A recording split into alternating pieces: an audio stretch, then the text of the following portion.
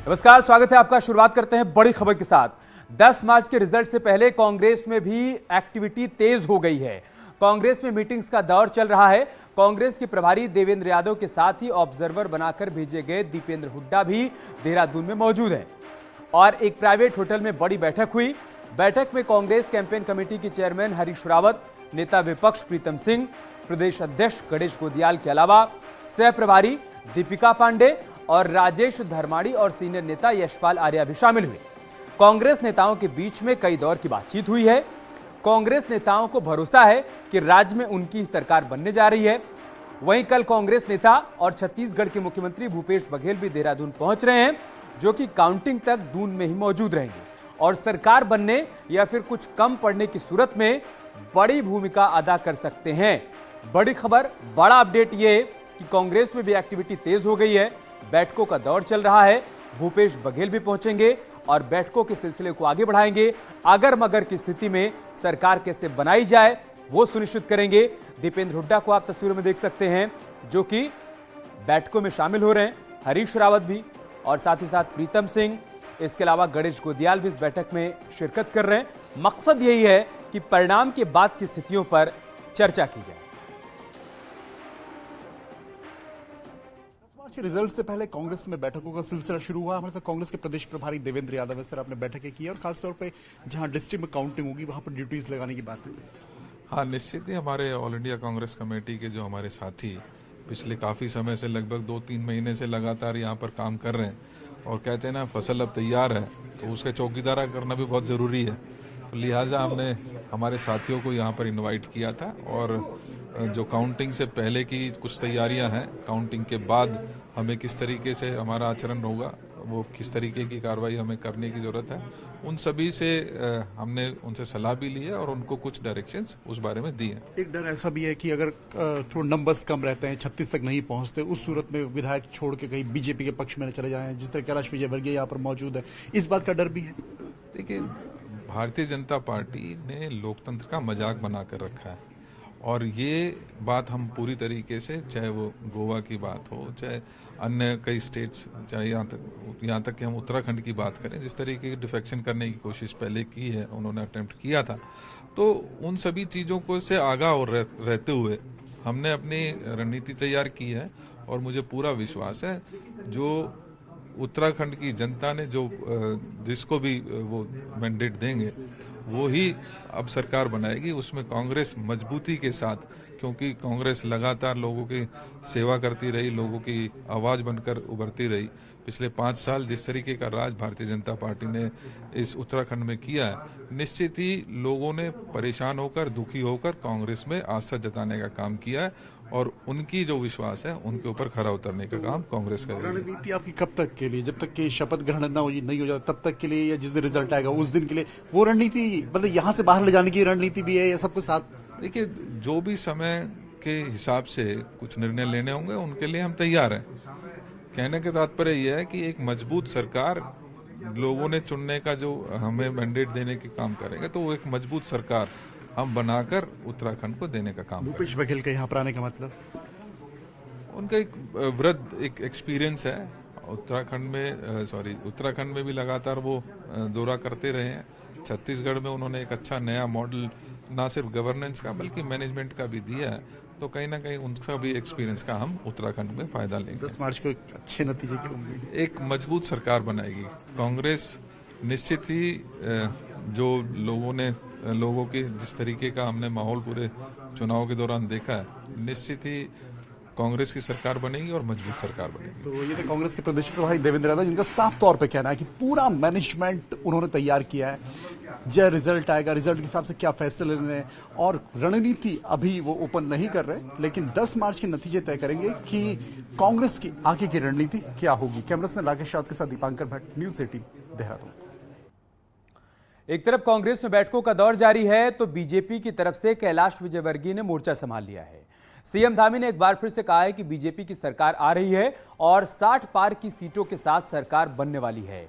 वहीं कांग्रेस पर निशाना साधते हुए कहा कि सीएम ने एग्जिट पोल से पहले कांग्रेस ने खूब ढिंढोरा पीटा है, लेकिन 10 मार्च को जश्न भारतीय जनता पार्टी मनाएगी। एग्जिट पोल आए हैं और अधिकांश एग्जिट पोलों ने उत्तराखंड में भारतीय जनता पार्टी की सरकार दिखाई है। लेकिन मैं ऐसा मानता हूं कि जितने भी एग्जिट पोल आए हैं, जो नंबर आए हैं, वो नंबर कम है और जिस दिन हमारा रिजल्ट आएगा 10 मार्च को, ये काफ़ी ज़्यादा संख्या होगी और हमारी प्रचंड बहुमत की सरकार बनेगी।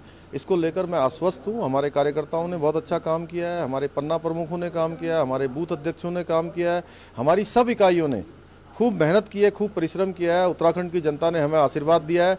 माननीय मोदी जी ने जो उत्तराखंड के लिए पिछले 7 सालों में, जब से वो प्रधानमंत्री बने हैं, लगातार जो है वो सड़कों का क्षेत्र हो, चाहे वो अस्पतालों का क्षेत्र हो, चाहे एम्स खुलने की बात हो, चाहे railway Rishikesh Karnaprayag rail line की बात हो, भारतमाला श्रृंखला में सड़कों की बात हो, हर क्षेत्र में अभूतपूर्व काम हुआ है। उस काम पर जनता ने अपनी मोहर लगाई है और हम लोगों ने भी कोशिश की है मोदी जी के सिपाही के रूप में जनता के बीच में जाएं और मुझे पूरा विश्वास है कि हमको प्रचंड बहुमत मिलेगा। देखिए, कांग्रेस जब चुनाव चल रहा था तो कहीं सामने नहीं थी, कोई मुद्दा भी उनके साथ पास नहीं था और जब चुनाव समाप्त हो गया तो 10-15 दिनों तक लगातार वो ढोल मजीरे बजाते रहे हैं और खुद जश्न मनाते रहे हैं। अब 10 मार्च को हम लोग जश्न मनाएंगे।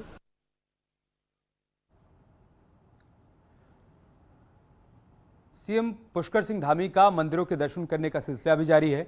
सीएम पुष्कर सिंह धामी आज विकासनगर के हनोल पहुंचे और यहां के महासू मंदिर में पूजा अर्चना की। वहीं इस दौरान स्थानीय लोगों ने सीएम धामी का जोरदार स्वागत किया।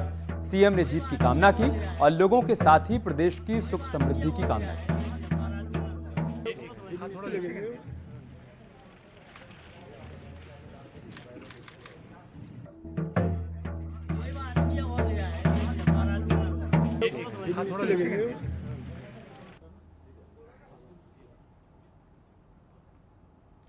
पूर्व सीएम हरीश रावत को भी कांग्रेस की सरकार आने का पूरा भरोसा है।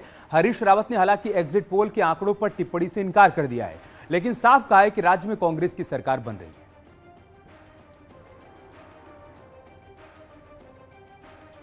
नतीजों का इंतजार और हमारे साथ पूर्व सीएम हरीश रावत, कांग्रेस के इलेक्शन कैंपेन कमेटी के चेयरमैन हरीश रावत। सर, क्या उम्मीद है 10 मार्च को? हम सरकार बनाने जा रहे हैं, बहुत स्पष्ट बहुमत के साथ बनाने जा रहे हैं और उत्तराखंड की जनता ने बिना किसी तरीके के हिचक करके, बहुत सोच विचार करके कांग्रेस के पक्ष में निर्णय दिया है और 10 तारीख को सब चीजें साफ हो जाए। एग्जिट पोल अलग अलग बातें कह रहे, कोई कांग्रेस, कोई बीजेपी। मैं एग्जिट पोल के जो नतीजे आए हैं मैं उन पर नहीं जाऊंगा, मैं केवल उस पर कोई टिप्पणी नहीं करूंगा, वो उनका काम है। लेकिन जनता अपना काम कर चुकी है और जनता ने स्पष्ट तौर पर कांग्रेस के पक्ष में फैसला लिया। कैलाश विजयवर्गीय फिर से उत्तराखंड में है सर। वो कितने ही विशेषज्ञों को भेज दे, कोई अंतर पड़ने वाला नहीं है। तो कितने भी विशेषज्ञ आ जाएं, कोई अंतर आने वाला नहीं है और 10 मार्च को कांग्रेस सरकार बनाएगी। कैमरा पर्सन राकेश राव के साथ दीपांकर भट्ट, न्यूज़ 18 देहरादून। और हार जीत के गणित के बीच बीजेपी काउंटिंग की तैयारियों में जुट गई है। बीजेपी ने काउंटिंग के दिन के लिए 2 कंट्रोल रूम तैयार किए हैं। एक कंट्रोल रूम प्रशासनिक नजरिए से बनाया जा रहा है।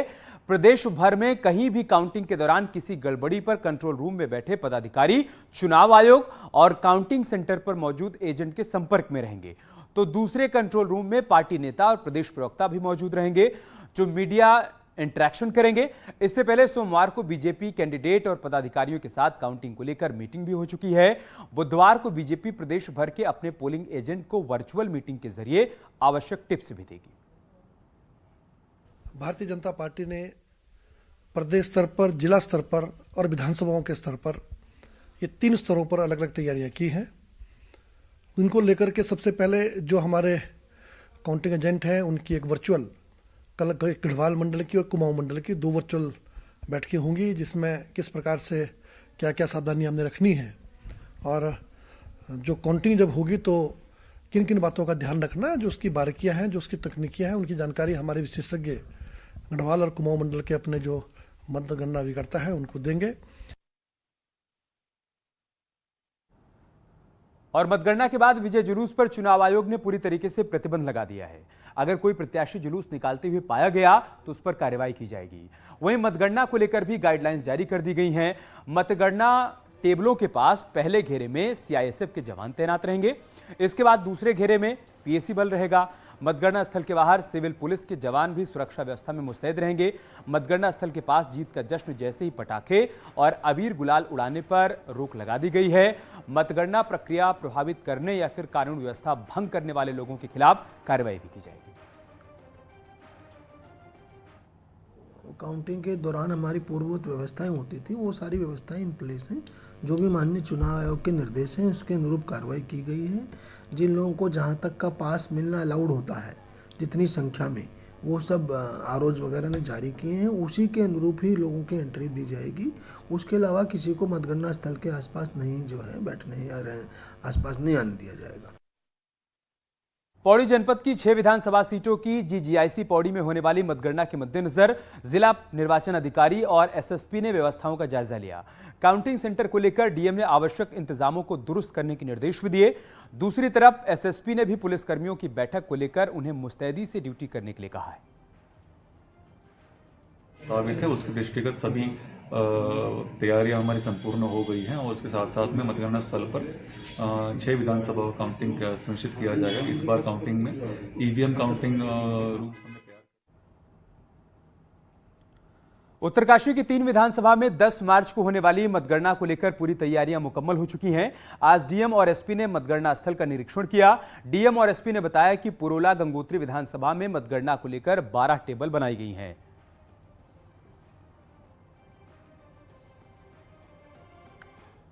हरिद्वार धर्म संसद में हेट स्पीच के आरोपी वसीम रिजवी उर्फ जितेंद्र नारायण त्यागी को हाई कोर्ट से जमानत नहीं मिली है।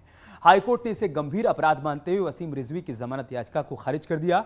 कोर्ट ने कहा कि संविधान अपनी बात कहने का अधिकार देता है, लेकिन आप किसी कम्युनिटी या लोगों की भावनाओं को ठेस नहीं पहुंचा सकते हैं। और बात करते एक बड़ी खबर की। सरोवर नगरी नैनीताल आज होली के रंग में रंगी हुई नजर आई। महिला दिवस के मौके पर महिला होलियारों ने मॉल रोड में होली के रंग खूब यहां पर मस्ती करते हुए लोग नजर आए। राम सेवक सभा के होली महोत्सव के दौरान महिला होलियारों ने गीत संगीत का खूब तड़का भी लगाया, तो पर्यटकों ने भी इसका खूब लुत्फ उठाया। होली में रंगी महिलाओं ने कहा कि अब महिलाओं को घर से बाहर आने का मौका मिल रहा है, लिहाजा वो सेलिब्रेट करें।